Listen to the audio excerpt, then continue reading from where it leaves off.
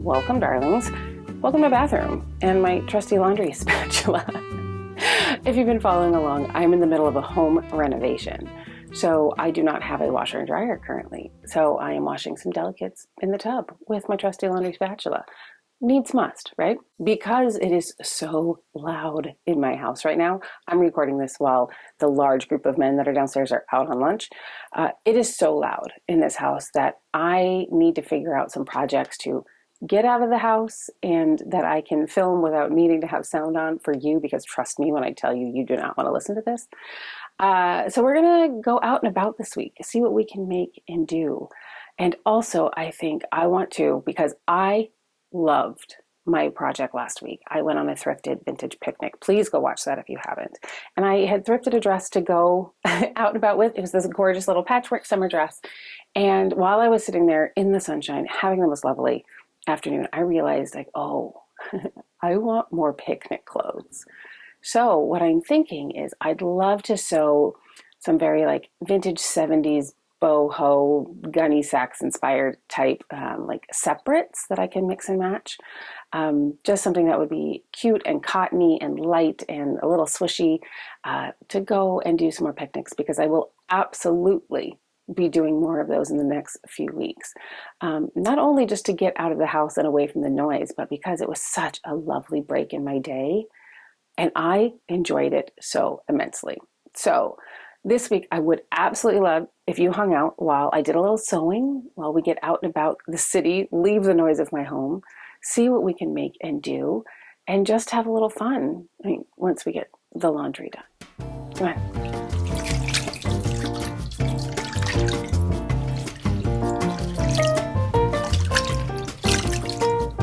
Okay, so delicates, they're a soaking. While they've been doing that, I was digging through my patterns to figure out what exactly I want to make for my picnic gear for the upcoming weeks. I'm kind of stuck. I could use your help. So these are the two I'm trying to decide between. Both simplicity. One is original. One is repro. I absolutely love this. It is Simplicity 9370. It is the most perfect jumpsuit to ever exist. I could make it in a super fun seersucker, something really floral. It could be so fantastic for picnics. The second is just a top, and it is a repro 1970s vintage. It's 1365, comes in all the sizes, which I love. But I'm looking at this one. Look at that little cutie, little peplum, little lace. They've got it done in a little calico. Oh, that could be so cute. And then I could make a little gunny saxy skirt to go with it. Or I could wear this with just some cute cutoff shorts or something. I am really stuck between the two. Also, because of the laundry situation, I can't just wash whatever fabric I want. I have to sort of use something that's pre-washed right now, which makes me think probably not going to be this guy, because that one requires a lot of fabric, and the fabric I want to use, I just got and it hasn't been washed. Okay, so decision made. We are going to make this 70s vintage repro Simplicity 1365. We're going to do view A. So stinking cute. Let's see if we can even get down to this today. I'm still having to get used to sewing on the kitchen floor. I don't love it. It makes me, I wouldn't say unhappy, but it's not making me happy. I don't like being on the kitchen floor doing it, but again, needs must. So I grabbed a vintage sheet and my pattern to make a mock-up, which I've learned I really need to do. And I was sitting there saying, but I really love this sheet. I don't know that I want to cut it. And then I realized it's Vera. And I collect Vera napkins and table settings and such. So I grabbed a very old bed sheet straight off my bed and used that instead. I think the theme of this video really is needs must.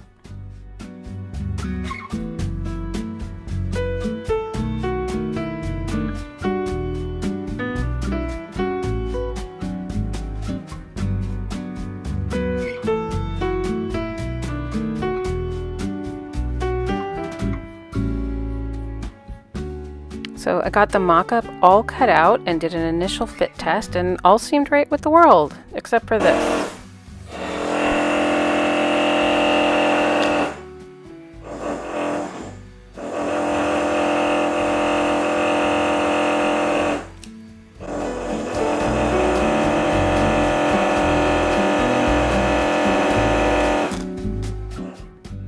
was working with this very directional pattern calico that I thrifted. Love the deep color, absolutely love the crispness of it, but the directions were kind of confusing as to how to fold it, to cut the 4 pieces with the pattern in the direction you were supposed to do it. They were just written really strangely, so it made me way more confused than need be. I think moving forward, I will just do it a little bit more intuitively and really look at which direction the pattern goes and how many pattern pieces I need, and really just do it a little bit more with my own brain versus the vintage instructions.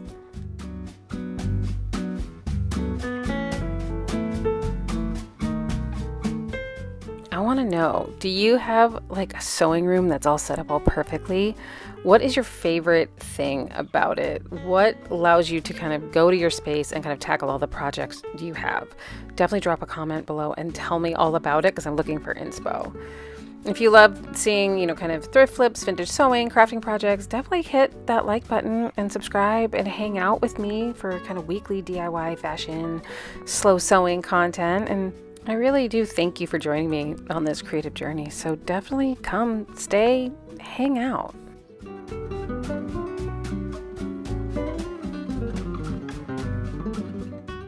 Once I finally got all of the direction issues figured out, I started cutting. And again, I'm really not loving doing this on the kitchen floor, but I've realized that laying out the picnic blanket I just made and sort of creating a very kind of bordered space, weirdly, is helping me.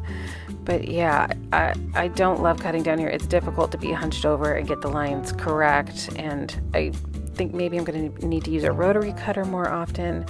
I'm not sure, but this took forever when with my old big cutting table, I think would have taken such a shorter amount of time.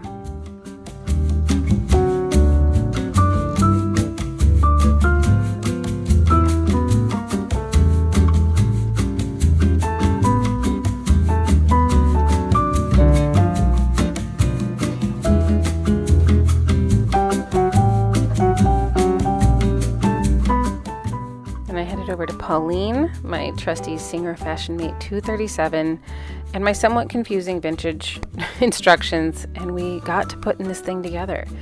There's no little facings, it is fully lined, which usually kind of makes things easier, but because of the way this thing was patterned and the shape of the pattern pieces was weirdly really, really complicated and confusing.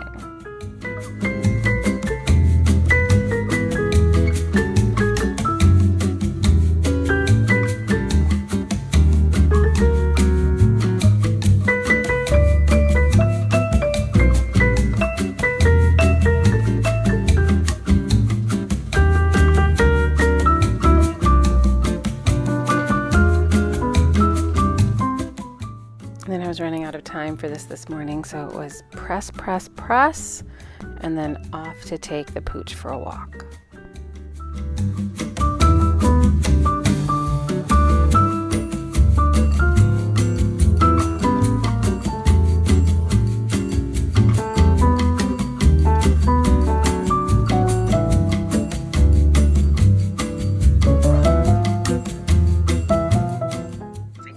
For myself, and I do work from home, I would go to my table, my little cute picnic table in the backyard, and get my work done out there. But I can't because the workers are down there building me a second bathroom, which we know I'm very excited about. But that means I'm either cooped up inside, I leave and I don't do work, and I leave the dog alone to be disturbed by the noise. I don't know, it's just, I know I'm very privileged to have this problem, but yeah, I don't know, I kind of got to figure out how I want to make these beautiful days work, because I can't be stuck inside, but I also don't want to leave little man here alone with all that noise and hustle and bustle and things.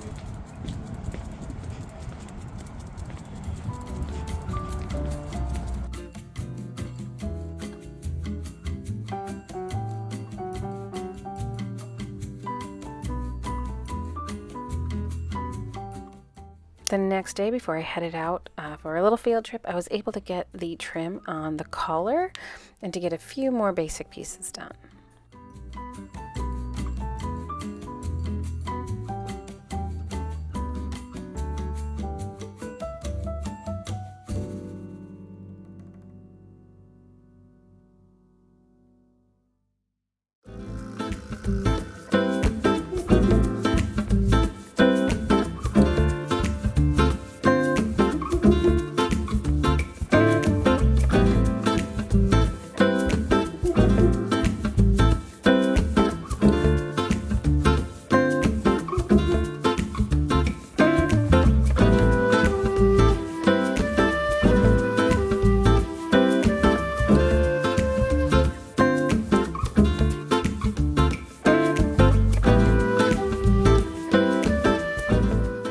was really lucky to have the day to go to lunch with a friend and to go to the really large new Korean market that we have in town, just to do a little shopping, a little bit of a girls' day out. It was much needed and a lot of fun.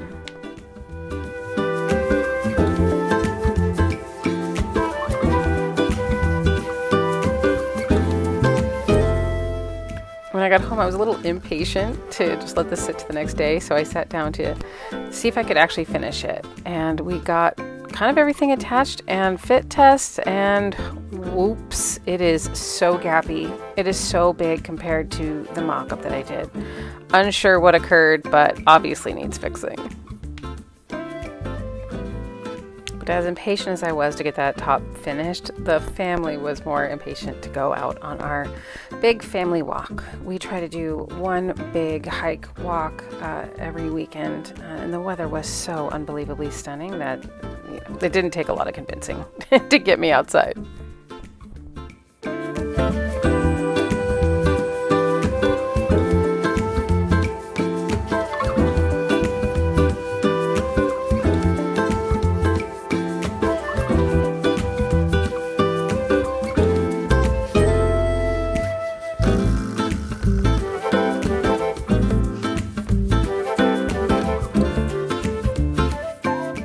It was kind of crazy to come home from our family walk to this big hole in the ground. The Reno is really moving along. We're going to have a second bathroom, a dedicated sewing room, all sorts of goodness down here. But it's really, really strange to come home and have, what used to be your garage look like this.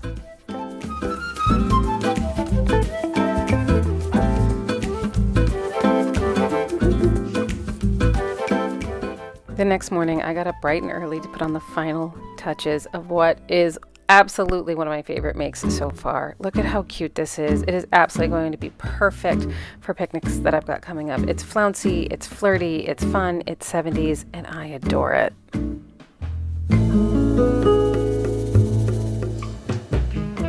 I'd really love to know what crafty projects you've got coming up for this season. But until I see you next time, stay crafting, stay creative, stay curious, and I'll see you soon. Bye.